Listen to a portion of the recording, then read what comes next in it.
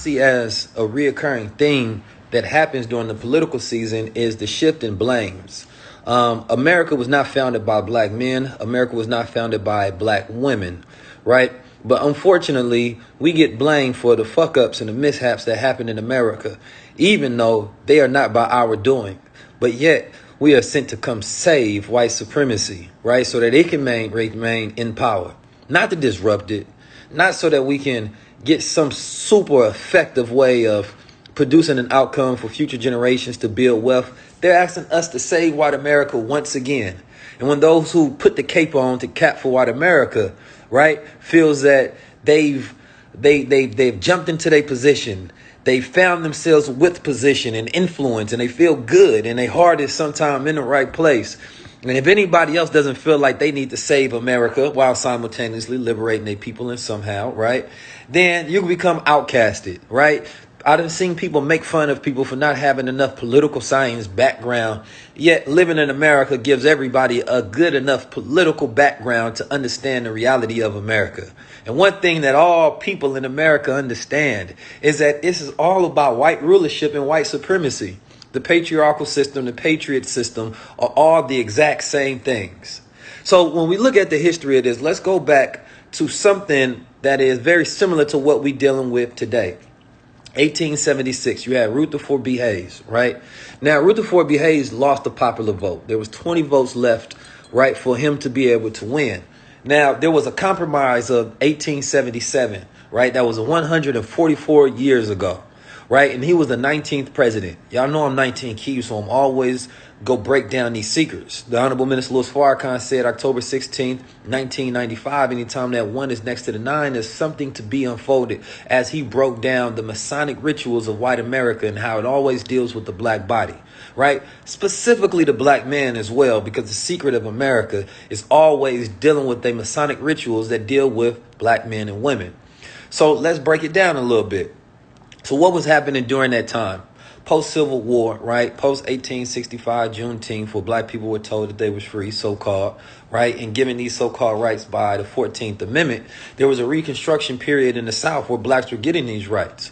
Now, at the time, you had these Democrats. The Democratic Party, the sole reason that they were started was so that they can continue to empower white supremacy. The 100% sole reason, right? They had a group called the Redeemers. These were the ones that wanted to redeem the steam of the South, wanted to redeem white supremacy. They were so mad, right, that blacks have gotten their so-called freedoms. So during that time, you had black Republicans, right, with wealth, with actual political power and some status. And some of them, you had black voters over there at that time, because white folks didn't figure out a time at that point how to actually, they didn't figure out how to actually suppress the voting, right? It took them some time to get the science down and actually how to stop our vote from actually having real meaning and understanding how to, set up certain systems in these cities to make sure that black people are always curtailed away from real power. But at the time, what you had was you had white folks, right? These redeemers, these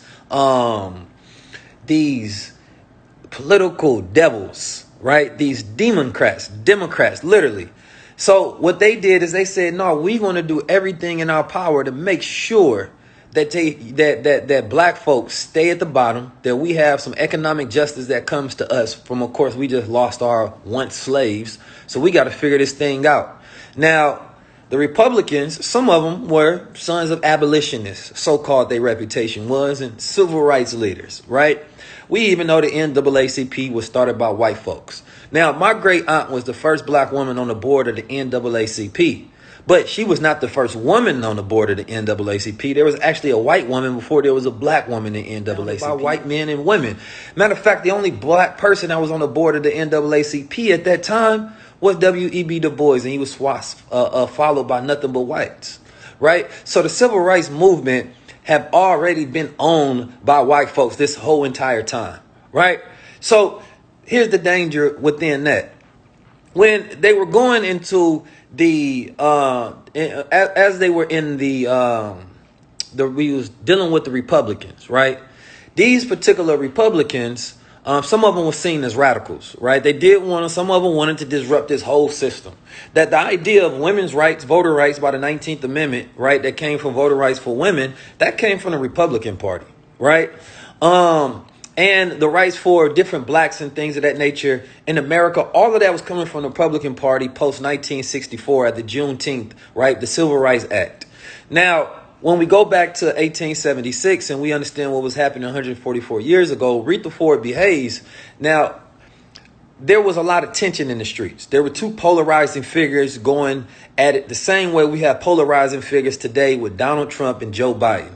Right? The streets was right with blood. You got these radical Republicans and then you got these no good Democrats. Right? So they called the Republicans back in those days in the South, they called them carpetbaggers, right? Because they said that these were the people that came after the Civil War, right? After a very small percentage of the racism had subsided and black folks was getting rights during this Reconstruction period of the South. They called them carpetbaggers because it was their way of, they call them carpetbaggers and scallywags, what a lot of people don't know. That term scallywag came from those Democrats that were on the side of black folks back in those days in the South. So these Democrats decided to come to the South, right, during this Reconstruction period.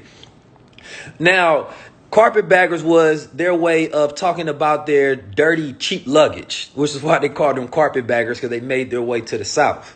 Now, this is important because during the particular proposal of 1877, which was basically their way of saying that, listen, we're going to let you get this election, right? We're going to let it be a Republican House right now. You understand me? But y'all got to give us the South, right? Not only do y'all got to give us the South, that's the end of the Reconstruction period. We're also going to be rescinding rights that black folks were having in the South. Black families and things of that nature. So it disenfranchised black voters, right? It suppressed black voters. More importantly, it suppressed black men through legislature that was given to them at that time, right? So now the black Republicans felt betrayed, right? Because here they are in the South, they're working with the Republicans, but then they just gave up all of the blacks in the South, right? So now these white folks coming over there messing with them without interruption, right? So basically what they allowed them to do, just come in there, rape and pillage the village if we was back in Viking times, right? And they said, okay, as long as we got our power, we'll give blacks a little bit. They still go rock with us, even though we just sold them out. And a point in that is to understand that during all of these negotiations, right, regardless of what side we on, we're always the pawn. We're always the bargaining chip, right? So they treat us as such. Somebody made a good analogy earlier, observation that says, you know what, we love voting, but we didn't vote ourselves. We never voted for the right to vote, right? That the rights that we got didn't actually come from voting itself, right? Because we're not engaged in a democratic system. Matter of fact, those people who are at the top make sure that because they got all the money, they want to make sure, regardless of how many poor people in the world it is, this never becomes a system where poor people can vote the rich people out their class. That would just make too much sense. And then if that was the case, then poor people would only vote for policies that best benefited them so that they can rise up. We would have to think about this, right? So here we are in America, black people in America before 1964, right? You had John F. Kennedy, right? Chickens come home to roost. We all know the famous Malcolm X when he spoke out of turn and he said that, right? But what he didn't realize is that that was one of the presidents that was the most disruptive president out of the Democratic chain, right? Now, John F. Kennedy was a wild boy. You understand me? He had a whole different disruptive consciousness that he came in there with, which is the reason they had to get that boy killed. The Democrats was like, nah, our Democratic Party represent white supremacy, not civil rights. Now, he introduced the bills of civil rights, but of course it was struck down in Congress. So what ended up happening, his successor, I forget his name, he's not really that important. He was the one that enacted the bill in on the death, the pandemic, the catastrophe of his death, right? And so what ended up happening, there was Republicans that actually backed that more than there was Democrats that backed that during that time, right? So this is what happened. White folks got mad. They felt betrayed by the Democratic Party. They said, God damn, you gonna give these Negroes some rights?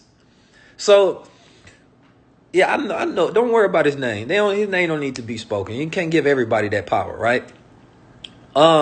So he said, wait a minute. You go give these black folks these rights? No. So the Democrats said, you know what we doing? We switching over to Republican. Why? Because the brand of Democrats, right, were the ones who basically took credit for the Civil Rights Act. But this is what you don't understand. The ideology of the Democrats has always been white supremacy. So the actions of one man through one bill was one big deciding factor on why a lot of white folks switched over to Republicans and black folks seen themselves as Democrats.